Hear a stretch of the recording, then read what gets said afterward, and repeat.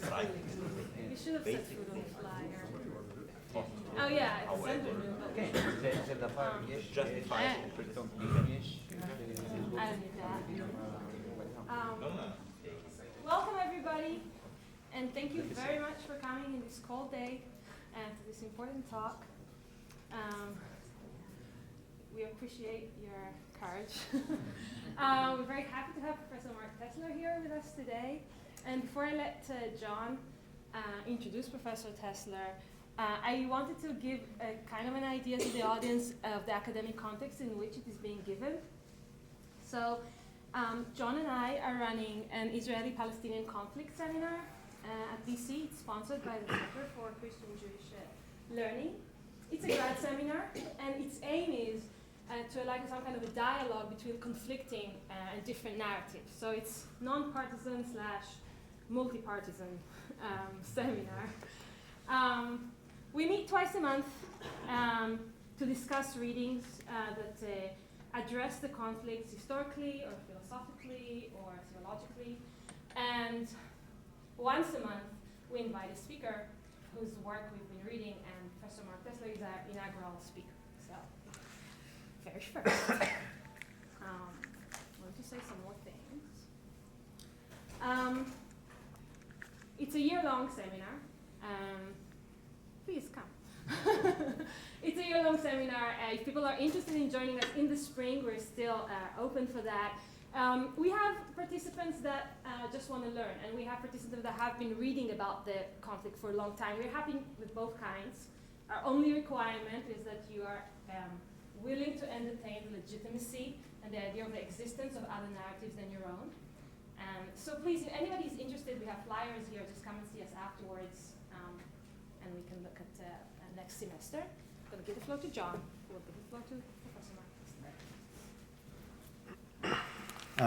Tessler. It's my pleasure to introduce Professor Mark Tessler, who's the Samuel J. Eldersveld Collegiate Professor at the University of Michigan, where he's also the director of the International Institute and the Vice Provost for International Affairs. He's one of the rare people to have been educated at universities in both Israel and the Arab world. He's been one of the pioneers of the scientific study of public opinion toward the Arab-Israeli conflict in the countries concerned.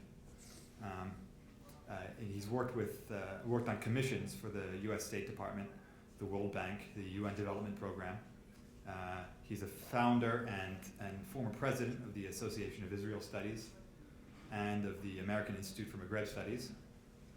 He's the author of 13 books, including the history of the Israeli-Palestinian conflict, which has been our primary text in our seminar, and which was the New York Times Notable Book of the Year in 1994, and then the National Jewish Honor Book of the Year, which recently came out in a second updated edition, 2009. And he's also the author of over 100 articles in English and in French, mostly English.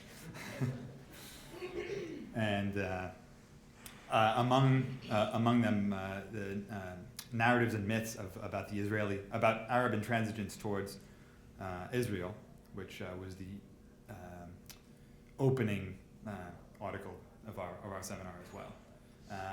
The title of his talk tonight is The Israeli-Palestinian Conflict, Where We Are and How We Got There. Please join me in welcoming Professor Tessler.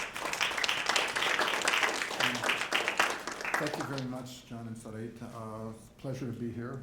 Kind of cold like everybody else probably, but it's very nice to be here. And we had a really nice seminar last night, and I want to congratulate publicly on behalf of, in front of everybody else, the two of you for organizing this. It was a really enjoyable discussion and a very impressive group and a really interesting project. So I'm going to talk for a little bit. I'm going to make some introductory remarks, one about the article that John just mentioned. There's some difficulties in talking about this. First of all, it's sort of hard to know where to start because it's a big conflict. This book, when I wrote it, 1,000 pages, so it's long. It took me a long time to write it, and not everything's in it, but there's a lot in it. My wife says people don't want to, if they buy it and they don't want to read it, it's really good as a doorstop, and just, she has all these jokes. Don't tell them not to drop it on their foot and so forth. in fact, I mean, this is, and I think this is probably less of a problem for this audience. I think most of you are probably pretty well informed. But it's hard to know where to start. It's hard to know how much to put in. And so I'm going to be jumping around a little bit. Essentially, what I'm going to try to do in terms of anchoring the talk is talk about the Oslo process and how it got started and why it didn't succeed, and some of the different narratives and arguments about that, and a little bit about what happened subsequently, and we can have a conversation. Second problem, and I imagine this is familiar to at least some of you, maybe many of you, so feel free to jump in and we'll sort this out together. Second of all, again, this may not be too much of a problem for this group, but this is a topic about which people have strong feelings. And it's rare, your seminar maybe is an exception, but it's rare where no matter what position you take, you don't get people arguing with you on the other side, and sometimes in a civil fashion and sometimes very passionately, and you could respect and appreciate their passion, but it makes it hard to talk about. If you're really lucky, nobody will object, and if you're at least somewhat lucky, the people who object will be on both sides, and each one will say, he may pretend to be objective, but you could say he's really pro, and then fill it in the blank. So, that's kind of difficult. I don't know if that's a problem here tonight, but I mean, everybody should express themselves, of course, and you'll see where I'm coming from. In fact, the introduction John gave you a sense that I spent about 3 years in Israel. It's not a huge long time, but it's long enough to have really gained some experience. And I spent about 5 years in the Arab world, primarily in North Africa, but also in Egypt and increasingly these days in the Gulf. So I don't claim to be fully knowledgeable about either, and I don't claim to speak for either, but at least I've heard a lot on the different sides. And that brings me to the article that I was asking John how they found this article in this book in the first place. I think you have the book there somewhere. You can. So this grew out of, and this informs the perspective that I would like to. This informs the perspective that I would like to have, and that certainly informs my talk, and what I think would be a useful basis for any of us or all of us to approach it. So this was organized by a professor who had a Harvard connection, but was actually at MIT, Robert Rothberg, who got some funds and started. Oh, thank you very much. Actually, put that there too. Thanks. I'm going to need it.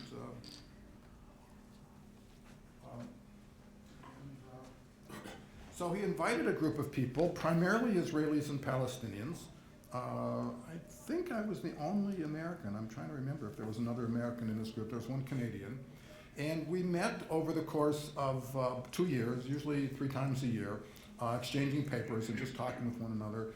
And the theme was narratives and myths. It evolved a bit over a while. And the initial goal was what to do with the fact that the two sides tell the story of particular events, whether it's the 47-48 war, whether it's the 67 war, no matter what it is, Camp David more recently, you get widely differing narratives. And what are we to do with this? In fact, there may be more than one Israeli narrative and more than one Palestinian narrative. At the very least, we have competing narratives. And we explored 3 possibilities.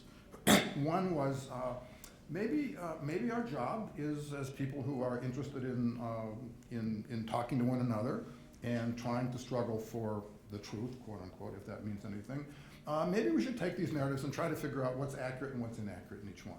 And maybe we should demystify them, and we quickly came to the conclusion that wasn't possible. We can't say, yes, when we talk about this, the Israeli narrative, maybe there's more than one, but for the sake of argument now, the Israeli narrative is wrong, the Palestinian narrative is right, or the opposite. So we really abandoned the notion of a kind of historical evaluation of the narratives. Then we thought, can we construct a bridging narrative? Is there a way to kind of write the story of particular events? And different people focused on different episodes in their presentations, in a way that both Israelis and Palestinians will find themselves. Will agree, yeah, I could live with this narrative. It may not be everything I want, but it bridges the gap. It brings together what I want to say. Both sides would say that. We would have a bridging narrative. I think there were some people who felt we didn't try hard enough to do that, and it could have succeeded, but we concluded that we couldn't do that either.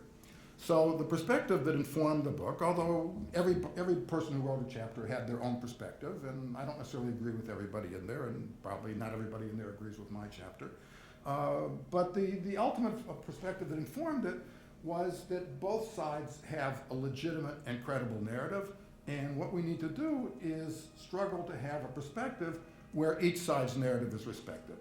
And the logic behind this is that if you had had the experience that the other side had, this would be your narrative. And that analysis stands in opposition to, you know why Palestinians think this way? Because that's the way Arabs think, that's the way Muslims think. There's something intrinsic or inherent. I don't want to say genetic, but there's almost something primordial about this point of view. And it follows from that, you know, there's no point even really struggling to have a dialogue. This is just the way they are. And it kind of tends to, maybe it's putting it a little too strongly, but maybe not, to dehumanize them. We don't take them seriously. We don't feel that what they're saying is real, is rational, is legitimate. It's the genuine, honest product of their experience. And if you would live through what they had lived through, it would be your experience too. You didn't live through it, so it's not your experience. You lived through your experience. And so they have to grant you the same right with respect to your narrative.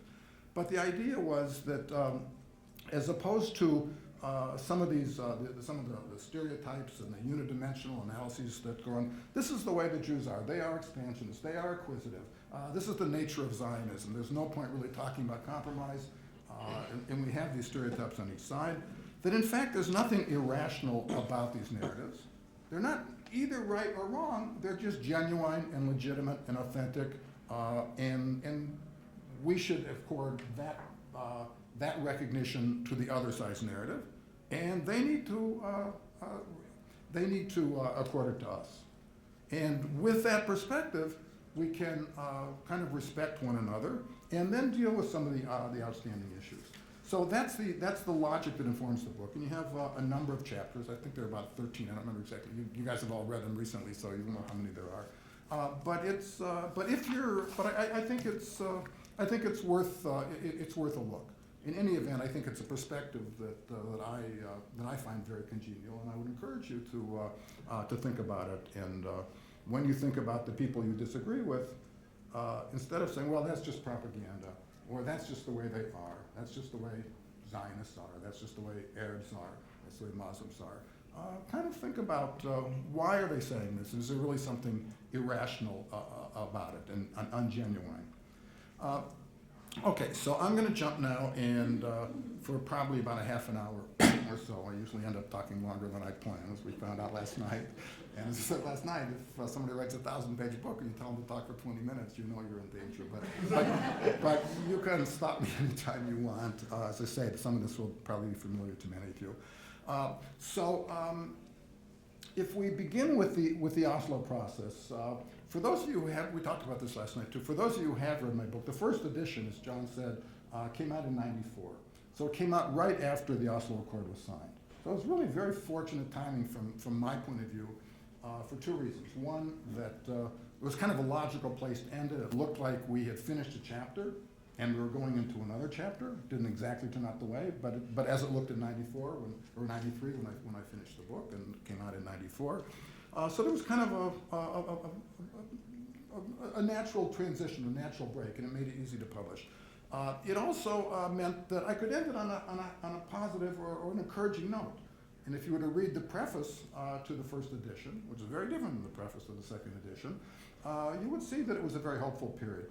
And I think it's worth remembering what things were like at that time. When we get kind of depressed and we say there's really no hope, I don't know where we're going to go. I'm not especially optimistic, but to the extent that one might be tempted to say, you know, these people, and of course there are all these stereotypes that people have been fighting for millennia, and it's a deep religious hatred, and of course none of that bears any relationship to what's central to the conflict. But I mean, as we think, you know, this is irreconcilable, there isn't any hope. That may end up being the case. We'll have to see. Right now it's not a particularly hopeful moment. But we have seen what it might look like, and so it's worth remembering that.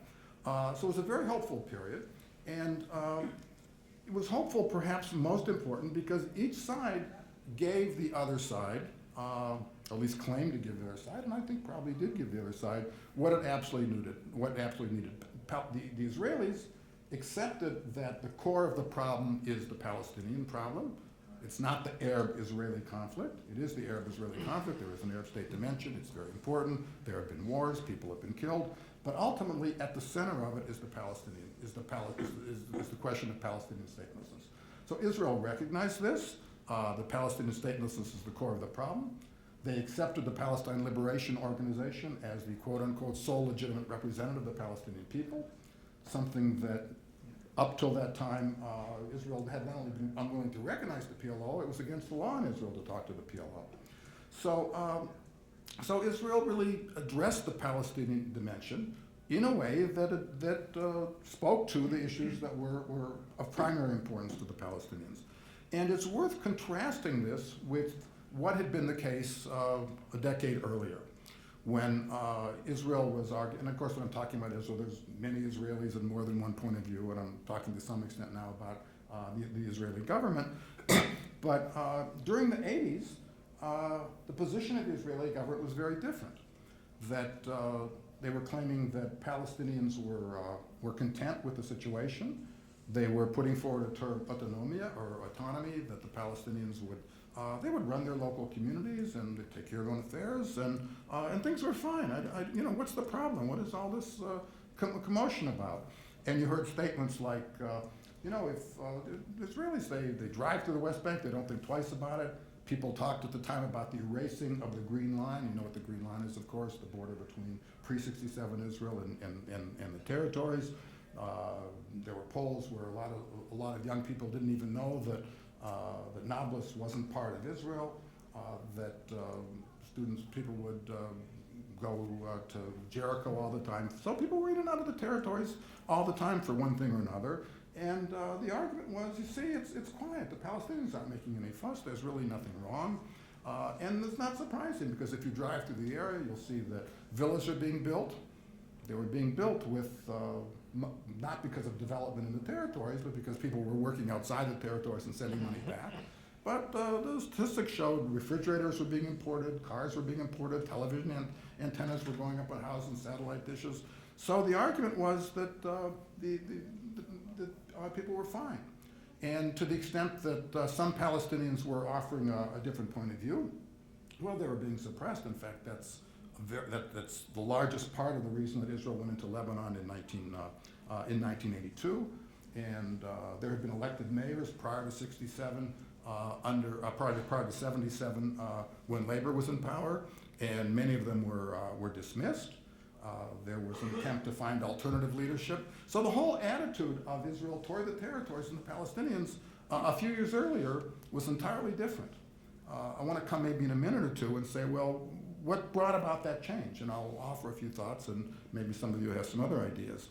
But the point is that there was a radical shift in the way that the Israeli government was thinking about Palestinians as a result of Oslo.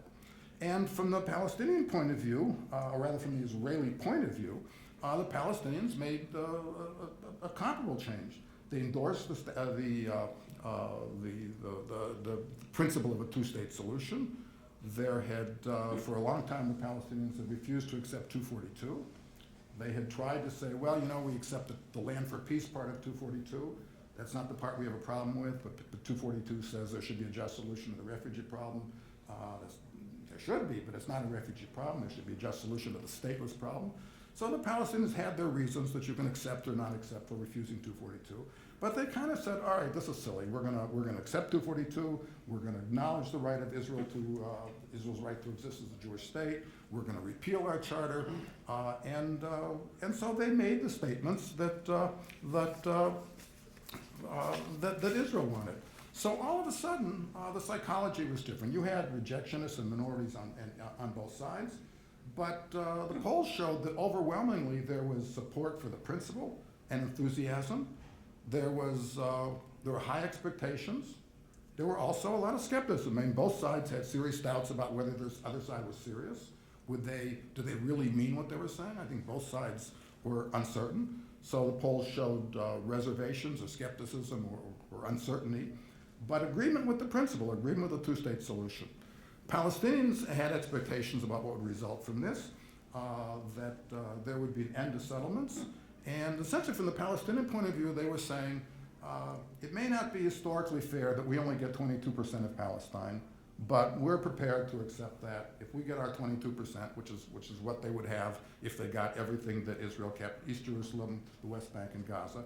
Palestinians are saying, we'll accept this. We want a settlement freeze. We're going to sign on to this transition, during which our institutions will be built up. We'll negotiate final status issues. We'll give Israel the guarantees that it needs along the way. And at the end of that, we'll have our 22%. And they said, we're okay with that. And of course, there were some voices in the Palestinian community that didn't accept that, but most did.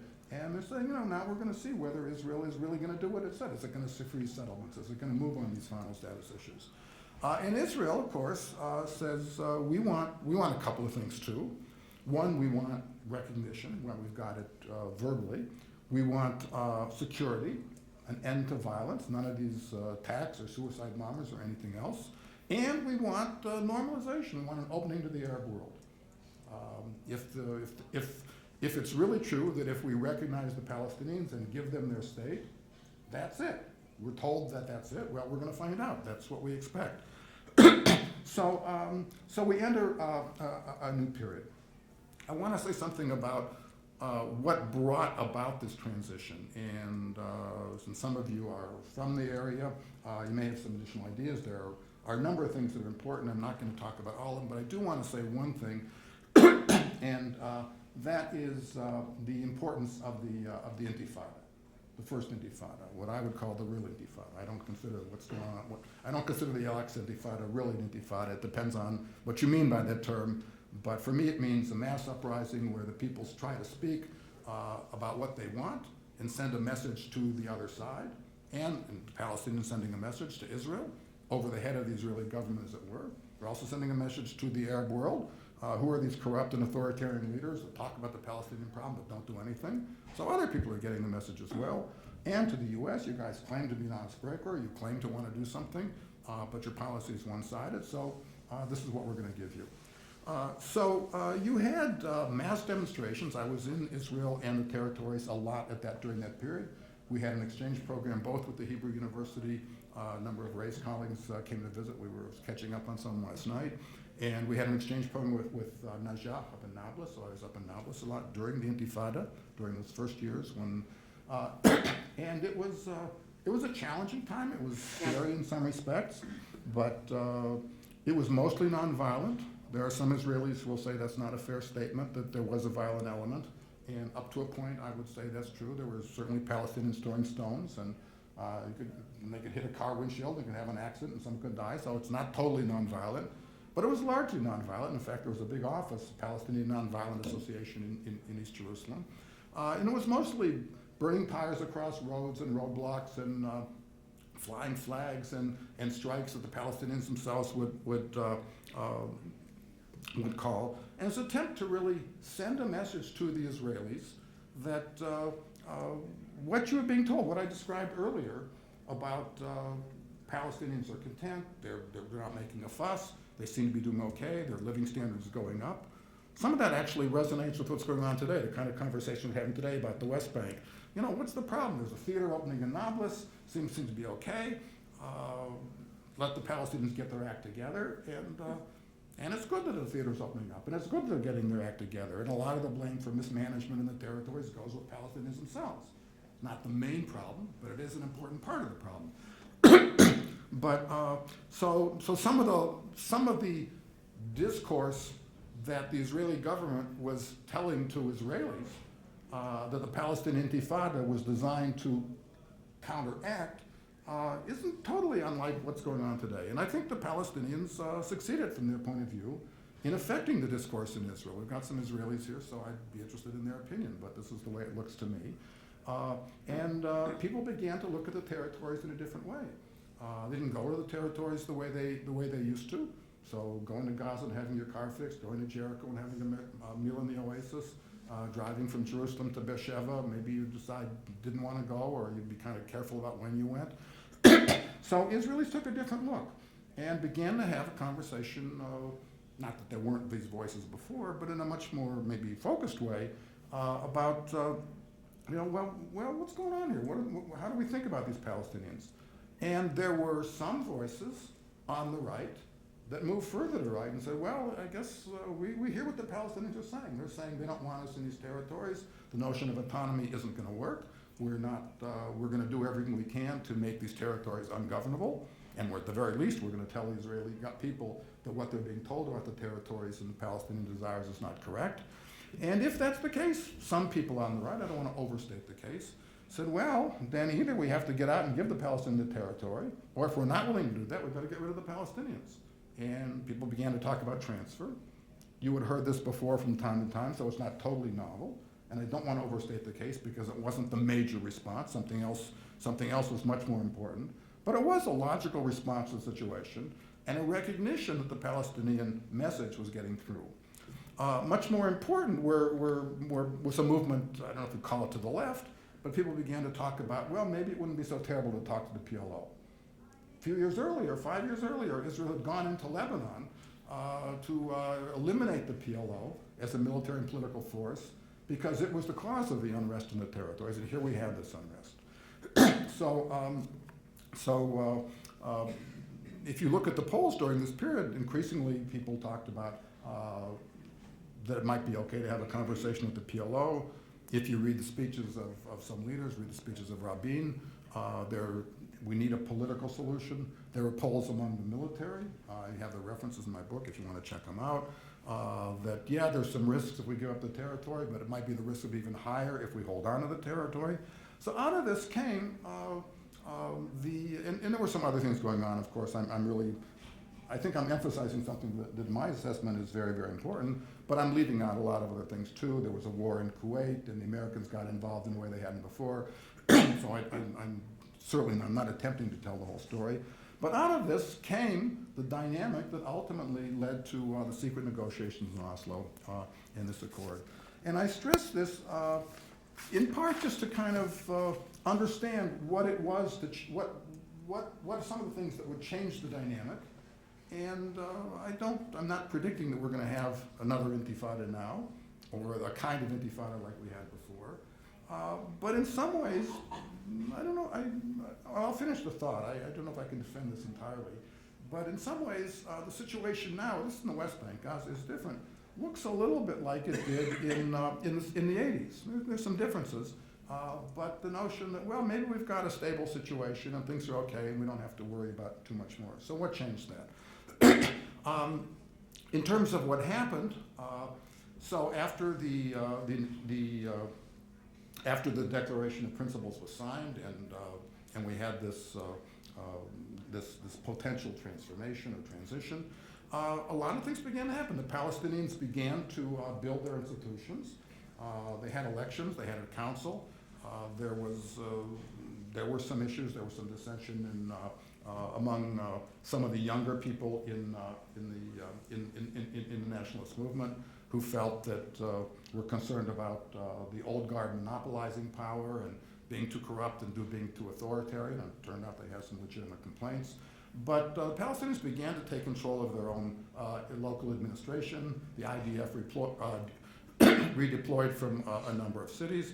And so the Palestinians got started on their state-building enterprise. Israel got the opening to the Arab world that it had every right to expect. We had a conference that I helped organize in Abu Dhabi on Israel at peace with the Arab world. And it was about, the premise was now that, and of course not every Arab country signed on, so there wasn't Algeria, there wasn't Libya, but in North Africa, in Morocco, and in Tunisia, in Bahrain, in Oman, in Qatar, in the Emirates. So it's not everywhere, but the situation was really quite different. So this conference was about, now that we're at peace with Israel, or we're going, and of course this was accompanied by joint ventures and business deals and international conferences Arab leaders coming to Israel and Israelis meeting Arab leaders well, sometimes in the Arab world, sometimes in Europe. So the conference was, and it was actually a very interesting exchange. I was kind of just listening. So some of them were saying, we got to be cautious. We really need to be sure that this is serious, that the Israelis are going to do what they say. There's also some, Israel's really, really dynamic. Yeah, we're going to deal with them, but we don't want to be overwhelmed. They might, they're so efficient and they're so modern and they're so technologically sophisticated that we don't want to be, we want to make sure we have mutuality in our relations. So we should be a little cautious. Other people are saying, the train is leaving the station, the Saudis are there, the Lebanese are there, we better get going. If we wait too long, someone else is going to have this sewed up. So I don't know what the right answer was. There wasn't a right answer, but I mean, the psychology was different. And so you had, I have a list of some of the joint ventures and some of the international conferences. So there was an awful, and there were multilateral meetings. I'll read you one part of an article from the International Herald Tribune in middle of '94, and it's called what is it called here? Transition. Former enemies become partners. Israel's transition from pariah to potential partner is most evident in the overtures to Israel by Arab governments and businessmen seeking potentially lucrative deals. Israeli officials have received VIP treatment in Qatar, Oman, Tunisia, Morocco, Bahrain. Qatar is studying how to supply, and it goes on and on. So the point is that there's a long way to go, and things did not succeed ultimately the way we would have liked. But they looked very different in '93, '94, '95, and well, maybe that's it, than they did before. And so in one, it gives us a feel for what peace might look like. It makes us think that it isn't absolutely inconceivable. It was conceived, and we were able to make a start. And we can ask ourselves questions like, well, what enabled us to make that start, or what enabled the parties to make that start, and why didn't it work out? Yeah, I've got a lot more examples here. There was, I want to also say that there was very support for Hamas and Islamic Jihad, and the rejectionist left was very small during this period, 13, 14%, occasionally every once in a while a little bit higher. Edicts by fatwas by Saudi clerics that it's not against Islam to deal with the Jewish state. In fact, it's against the religion to be opposed to any individual or government that does want to have a relationship. So things were quite different. Now, probably I can't really talk forever here, so I'm only about a third of the way through what I want to cover, so I'll have to sort of figure out how to, and we can collectively sort of figure out how to use our time here. Against all of these positive developments that I'm trying to give you a feel for, even though I'm only summarizing them and glossing over them, there was another side of the story, almost from the beginning, and certainly fairly soon. From the Palestinian perspective, what is all this settlement activity? It hasn't stopped. We've got a peace government, so to speak. The Israeli right is complaining about the government that was elected in '92. They were elected on the basis of the Arab votes, and they basically have just the thinnest of a Jewish majority. So why are they continuing to build settlements? Between '93 and '96, the number of Israelis in the territories, not counting East Jerusalem, went from 112,000 to 144,000. If you say, well, what was labor's answer? Why was this going on? They would say, well, it's not exactly a fair charge. Some of this is natural growth. Almost all the construction is in selected areas that we plan to keep. It's not in the highly populated areas. In fact, we've revoked some of the benefits that the previous government gave to settlers to go settle there. And if you look at what's going on, you can see the settlers aren't happy. They're very angry with us. So labor has its response. But the point is, from the Palestinian perspective, they're maybe building their government, and things may be going on in the Emirates of Bahrain or Morocco or somewhere else. But in the territories, facts are being created. Annexation is deepening. The Israelis have their complaints too, and they're just as legitimate. There is violence is taking place. 94, 95, and 96 were years of particularly significant violence, and it was suicide bombers going into Israel, in Afula, in Hadera, in Tel Aviv, elsewhere. I'm sure you know some of the episodes, and they're very sad and they're very worrisome. And the Palestinians and the Israelis are saying, I thought we were going to get security. Yeah, we'd like to be in Bahrain, we'd like to be in Qatar, but there's something more important, and that's security. What's going on here? Palestinians really aren't serious. How can we give them territory? This is what they use it for. We hear that argument today with respect to Gaza. And the Palestinians have their response as well. And it's, we won't go through, and this is sort of the question of competing narratives. I don't know if these are exactly narratives in the way we used the term earlier, but competing narratives. The first of all, is the Palestinians don't have a monopoly on violence. There's settler violence. There's Baruch Goldstein, which is maybe an unusual episode, but particularly dramatic. That the number of Palestinians killed by Israelis, mostly the IDF, is about equal to the number of Israelis that were killed. That most of the violence is coming from Islamic Jihad and Hamas, who are deliberately trying to end the peace process. And if you use this as a justification for ending the peace process, you'll allow them to succeed in exactly what their objective is, exactly the reason that they're carrying out these things. That moreover, we're only in the early stages of building our own security forces. So you've got to give us some time until we get organized. And if you look, when you get a couple years later, 96, 97, when the Palestinians are better organized, there is less violence, and the Israelis and the Palestinian authorities picking up some of the people who are alleged to be terrorists. They're not treating them very well. There's some complaints about torture. That's not to be glossed over, but it's a separate issue. But they're saying that we are actually making an effort.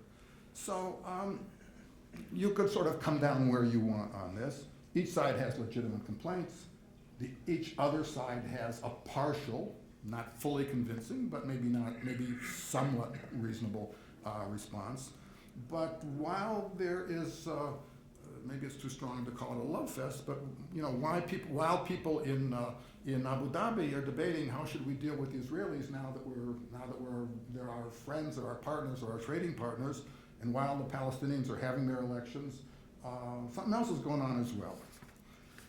Well, so you might say that there was kind of a race between whether the hope and the momentum and the optimism of the things that were encouraging were taking place, and the things that were making peace and confidence less likely taking place, how it would turn out. Now, a lot happened in the next few years. Tragically, as you all know, Rabin was assassinated, and we were talking last night about the election of 96 and exactly what happened during that and why it was that Perez lost, and I won't go through all of that. I'll jump to, but as you probably know, so this contest that I'm talking about between, or this race between realizing the potential and the hope that the OSLO Accords generated on the one hand, and the violence and the continuing settlements and the lack of trust and the lack of faith in the process on the other hand, while all that went forward. So finally in 2000, the parties came together under American auspices at Camp David to say, well, can we salvage this process? And I say I'm skipping over a lot, but you kind of know where we are, I'm sure, in the narrative. There are competing versions, maybe two dominant narratives, a dominant Israeli narrative and a dominant Palestinian narrative, although there are alternative narratives on both sides as well, about what happened at Camp David. You probably know both of them. I'm sure you know the Israeli narrative, and to some extent it was the American narrative as well, that Barak made an extremely generous offer, giving the Palestinians, if not everything they could possibly want, enough of what they could reasonably want, that the only basis for rejecting it was that the Palestinians didn't really want peace after all. And they've confirmed, and they confirmed the skepticism that Israelis had, and of course I'm generalizing when I say Israelis, from the beginning, that the two-state solution in the Oslo Accords looks good in paper, it sounds good, Palestinians don't really mean it. Here we've given them a chance to show that what they'll accept, and it's clear they don't want to accept it. So it's the so-called generous narrative. The alternative narrative, Palestinian narrative, is that, well, you got to give Barak credit. He did make an offer that went farther, much farther than the Israelis had gone before. We don't have to quibble over terms whether you want to call it generous or not. But it gave the Palestinians 89, 90, 91% of the West Bank, depending, there's different figures that are floating around, as well as Gaza. Gave them a presence in East Jerusalem, willing to admit a small number of Palestinian refugees under family reunification to come back. Accepted the principle of Palestinian sovereignty over the Jordan Valley. Some of these are red lines for Israel. Palestinian presence and even sovereignty in some parts of Jerusalem. Maybe the outlying parts of Jerusalem is quite big now because Israel's expanded the borders a number of times. But it is nonetheless part of what's Jerusalem. And Jordan Valley, the Palestinians can have that. So from an Israeli perspective, this is not a trivial, this is a serious offer. But the Palestinians go on to say, it's far less complete and satisfactory as been presented. There are all kinds of things that are unresolved.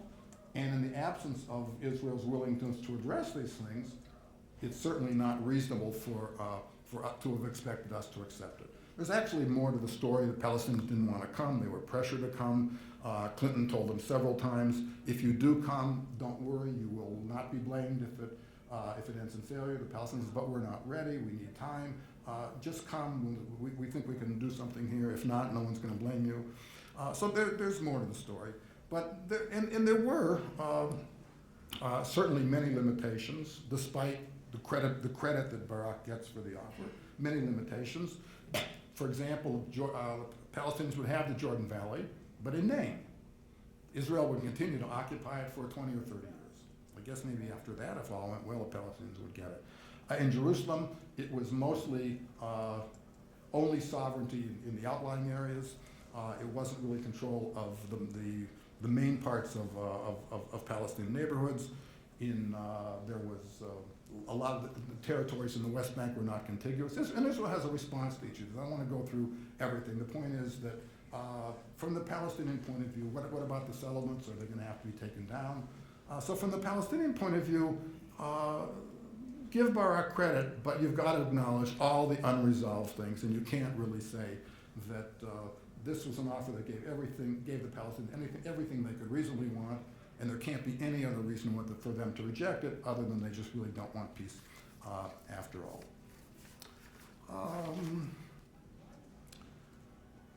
So it's, and you know, what we do with those narratives, I know what I was going to mention. So some of you may have seen this. There was a conference, I'm trying to think when it was, about 2003 approximately, maybe, anyway, a year or two after Camp David, so maybe it was a little bit earlier, that was jointly sponsored by Tel Aviv University and Al-Quds University. And if you want, have you seen this? You're nodding your head like maybe. If you want a good place to look at the different narratives and hear all the different arguments that favor each one, and make up your own mind whether one is the right one or whether they're both the right one. And so there's a book, the title of which is The Camp David Summit Went Wrong, and it's by Shimon Shamir and Bruce Matty-Weitzman. It's an edited book. Almost all of the principles, Barak has a chapter in it. Many different people have chapters in it that talk about exactly what happened, and you can read Barak's chapter. There's no justification for the Palestinians not accepting their offer. You can read some of the other chapters as well. I was saying last night when we were talking about this with your group that there were three prominent American advisors to Clinton who were at Camp David. And they've all, well, two of them in particular, and to some extent all three, have written about the summit, and they've offered very different interpretations. If you read Dennis Ross, who's written a valuable book about this and about the peace process, he has some criticism for the Israelis, and he has some understanding of the Palestinian position, but ultimately he subscribes to the generous narrative theory that when you add it all up, basically this was an important breakthrough offer, and basically Arafat just was rejecting it. Now you don't have to, anyway, if you read Rob Malley, who has written on this as well. I'm pretty sure he has a chapter in this book too. He'll tell you about all the flaws and limitations in the Israeli offer. He's pretty critical of the Palestinians too. He said they didn't necessarily do themselves any favor. We don't have to kind of, if we're not persuaded by the Israeli narrative, what I'm calling the Israeli narrative, you don't necessarily have to say, well, the Palestinians really were reasonable and perfect, did everything they want. They were problematic too. But, so that would be a good place to look. And if you want another reference, because this is, even though it's it's a little out of, I mean, this goes back away now to 2000, there's still all this talk floating around. So we know there's settlements, we know there's violence, but we had a chance to put all this behind us. We brought, everybody was there at Camp David. The final status issues, which had never been discussed before, now we're finally being discussed. We're talking about refugees, talking about Jerusalem, we're talking about settlements, we're talking about borders, we're talking about security. So if there was a chance, this was it. And what happened? Who is to blame? What exactly was offered? So this is central to a lot of what still gets talked about. And so the other book I was going to mention is Charles Enderlin, Shattered Dreams. There's a lot of stuff. You can find references in my own book, and you can read some of it there too. But these are places where each side has a chance to have its point of view heard, and you can make of it what you will.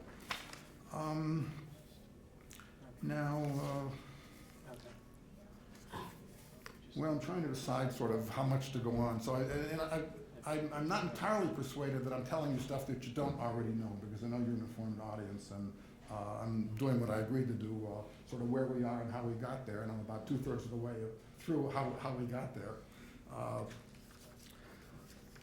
So I'll just mention some of the highlights between the end of the Oslo process and sort of where we are today. And maybe I'll take 2 or 3 of them and talk about them in a little bit more detail. And if I'm still talking in, I think, 10 or 15 minutes, I will just stop and we'll open things up. As you know, late in 2000, the second so-called Intifada began, the Al-Aqsa Intifada. It is usually associated with, at least in part, a response to a provocative visit to the Temple Mount by Ariel Sharon. When we go down all this list, there are stories and counter-stories and narratives and counter-narratives. Why was Sharon there? Should Barak have allowed him to go there? Why didn't he heed the warnings the Palestinians gave him about what might happen? The argument on some Israeli side is that why couldn't he go? And this wasn't really about the Palestinian issue. It was really about the competition in Likud between Netanyahu and Sharon, and that basically the Palestinians were planning violence. This just gave them an excuse to do what they would have done anyway, even if they didn't have some excuse. And again, you just go round and round with this. I mean, I tried in my book to sort out what I think the facts show. I don't need to do that right now. In any event, we had this provocative visit. We had the response. It began with Palestinians throwing some stones, and then demonstrations in Jerusalem, and then soon in other parts of the West Bank. You had the Israeli response, which, according to a number of Israeli sources, was quite strong and escalated the character of the violence and moved from confrontation to something that was much more lethal. And so by the time we get to 2002, I mean, we've had meetings in Washington with Clinton. We have the Clinton parameters, which I think are important to talk about in terms of just what the elements of a solution might look like. I mean, he goes through all the final status issues and offers some suggestions about what would he propose on Jerusalem? What would he propose on refugees? Very specific, a level of specificity that he didn't introduce at Camp David. And there's some thought that maybe if he had done that at Camp David and been more active in that sense, things might have turned out differently. But in any event, by the time we get to 2002, all of that is in the past, and no one is thinking the peace process has, for all intents and purposes, come to an end. Sharon has been elected, and things are very different. And the Intifada is going on, and it's increasingly violent.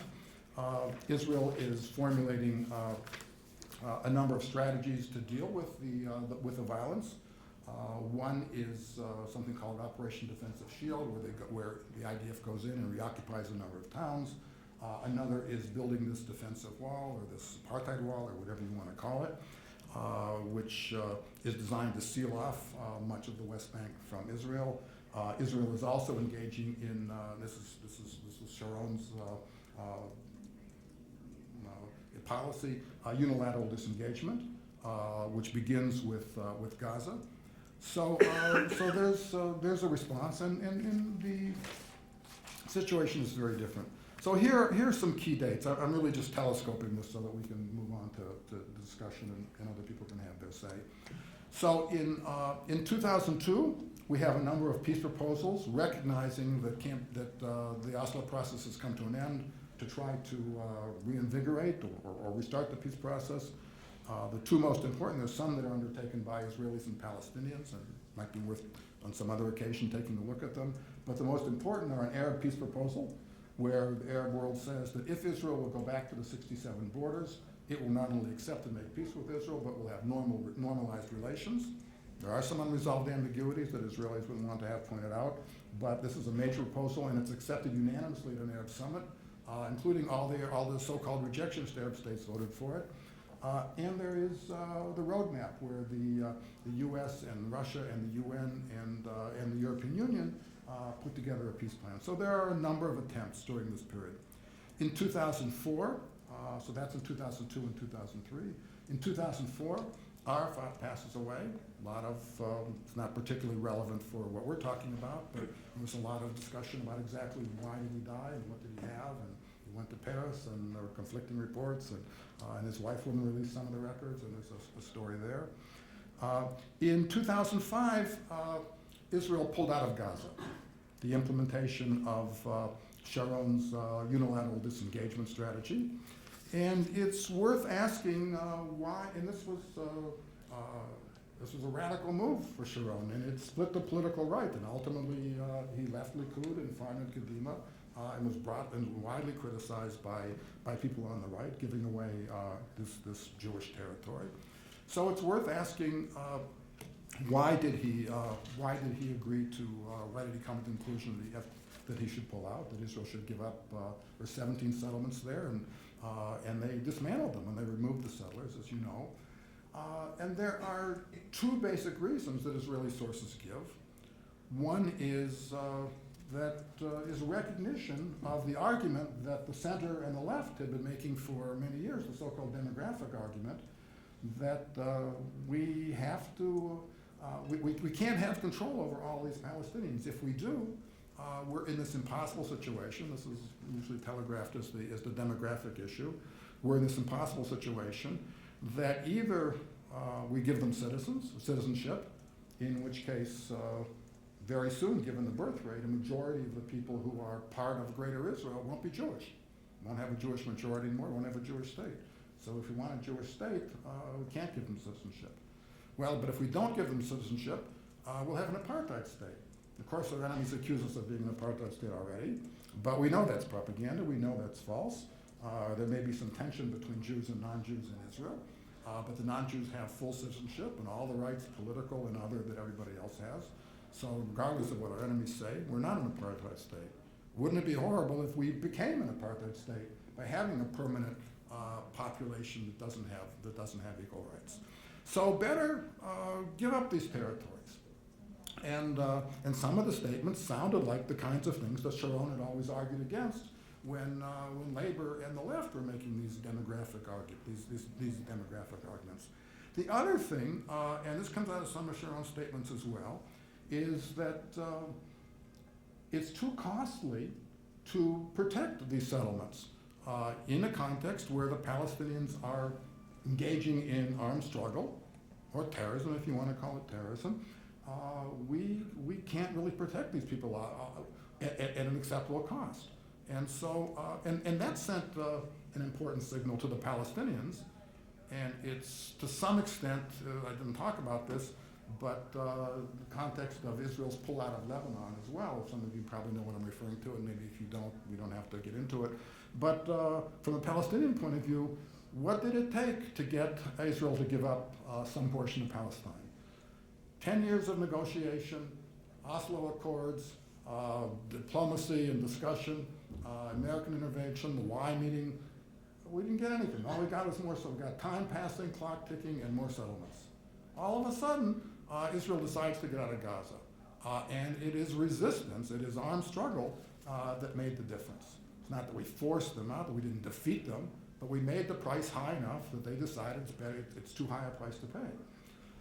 That's from the point of view of kind of everybody. It's a troubling message. It's troubling to the people who those in Israel who didn't want to get out of Gaza, and it's troubling to those who want a nonviolent solution to some of this. But in any event, so that's 2005, the pullout. In 2006, in January, Sharon has a stroke. Also the same month, January 2006, Hamas wins the Palestinian elections. I might say briefly a couple things about what as I say, I'm just highlighting a few of the events kind of along a chronology from the end of the Oslo process to the present, and picking a couple of events this is something about. Why did Hamas win the elections of 2006? Well, I think there are a number of reasons, and I'll mention 3 or 4 just briefly. One, to a very significant extent, this was not a vote for Hamas, it was a vote against the Palestinian Authority. And it was against the Palestinian Authority for 2 reasons. One reason is the one I've kind of alluded to already, that what did the PA deliver? All this negotiation, all this talk, they didn't get anything. In addition, and maybe even more important in some sense, or equally important, was anger at the Palestinians for the corruption and the authoritarianism. And you would hear Palestinians say, what Israel, is the Israeli occupation is unacceptable and unethical and should be denounced in the strongest possible terms, but that is no excuse for our failure to govern ourselves properly. We have millions, if not billions of dollars in aid coming in. Where is this money going? For villas and nightclubs, and so there's a great deal of anger at the establishment, and to a very significant extent, a vote for Hamas is a protest vote. And this isn't unlike some of the reasons that Islamist parties in some Arab countries have done well. Certainly the case of Algeria, to some extent Morocco, to some extent Jordan, maybe that's a little different. So that's important. Also, Hamas is getting credit for the pullout, this so-called armed struggle, as I say, whatever you want to call it, in Gaza. The electoral system was important as well. I probably shouldn't take time to explain the structure of the electoral system, but it turned out, not surprisingly, very much in favor of Hamas. There's a number of other things as well. The main point I think that should be retained from this is that, by and large, a vote for Hamas was not a vote against peace with Israel and two-state solution. It certainly was for some. Polls show that probably roughly half of the people who voted for Hamas, and they got roughly a little bit more than half the total votes. As I say, there was an electoral system that makes that a little bit more complicated, did oppose the peace process. And roughly, and there were polls about that time, and then a couple of years later afterwards as well, and about half, or a teeny bit less, but almost half of the people who voted for Hamas said they did want negotiations to continue, and they did support a peace process. So, not that there isn't opposition, there's always been some opposition, but it isn't the case that, as some people would say, that the vote for Hamas shows you what the Palestinians really are thinking. We know what they're thinking. They don't want peace. Election gave them a chance to register their opinions, and we know what their opinions were.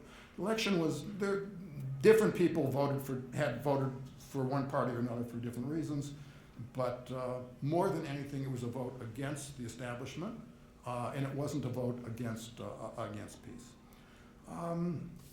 I think maybe I'll end there and give people a chance to offer alternative points of view, or ask questions, or just have a discussion. So I don't feel I was as expeditious as I might have been in sort of working my through the agenda. It's, for better or worse, kind of, I've done that more than once or twice. But I think you have a sense of the perspective I'm trying to introduce, the basic flow of developments through the period we're talking about, and basis for, and a few comparisons with where we are today. So I think I'll stop there. Thank you for your attention and turn the floor over to Mother Nelson. We'll take about 20 minutes for questions. We'll try to do it without the mic. If people think that, we need the mic, we have these wireless mics. So. Let's start. I'm sort of curious about polling data that you have, or any data about the continuing viability of the PA, or scenarios about what happens if it implodes. Either voluntarily saying, you know what, we can't do anything, we're out of business, we're yours, see it in the voting booth, or if they implode less purposively than that. Well, what happens, I don't know. I actually talked about this last night. There was a poll, for those of you who don't know, and probably most of you do, there isn't a lot of good political related polling in the Arab world, and I've been involved in some of them. I think there's some important developments. But there are a couple of important exceptions, and the most important exception is the territories. So they really do good polls, and the person I usually work with is Hila Shikaki, whose work probably most of you know. And it's kind of normal when they do a new poll. As I was saying, I think I said it last night, there was sort of a contest to see who calls first. Does Hamas call first? Do the Israelis call first? Does the PA call first? To find out the findings. Because people know that it's rigorous and it's objective, and they, but I did get a poll yesterday that addressed some of these questions. It was by Nader Said, who used to run the polls that were done by the Birzeit Development Center, and now has his own outfit. He's a very good methodologist. I have some of the findings here. It doesn't answer everything that you just asked, but it does show that people blame Hamas for a lot of the problems. Of course, the person who they blame most is Israel. But on the Palestinian side, they're much more sympathetic to the PA than they are to Hamas in terms of who's got us into this mess, and whether it's rockets and in terms of assessments of the war in Gaza last January. They want Hamas to give the government to maybe I can find this here. No, it's both. It's both. It's both. And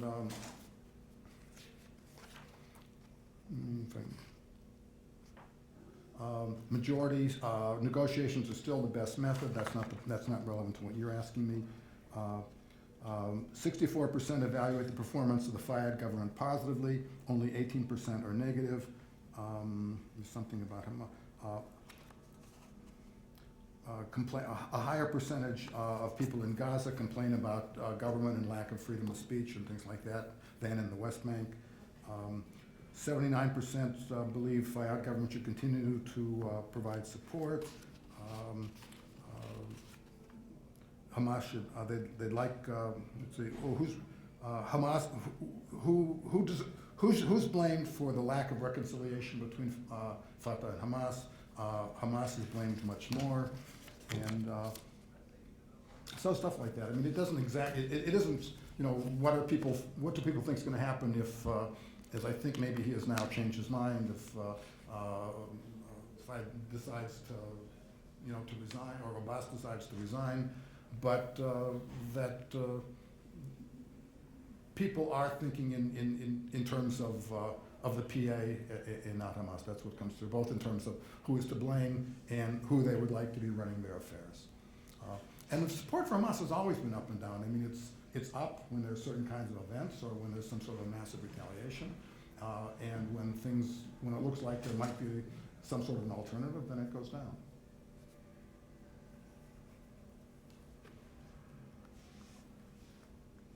We have all these students of yours who went on this program and stuff. I have a question. Yeah. Concerning the Quran, but it's concerning some kind of a narrative that I don't subscribe to, but I'm wondering if you think it's substantial or the Quran being some kind of a way to prove that the terrorists can never be given back. Well, I think that was certainly the hope of some people. Whether or not that Sharon had that in mind. I've seen that too. I don't feel I have a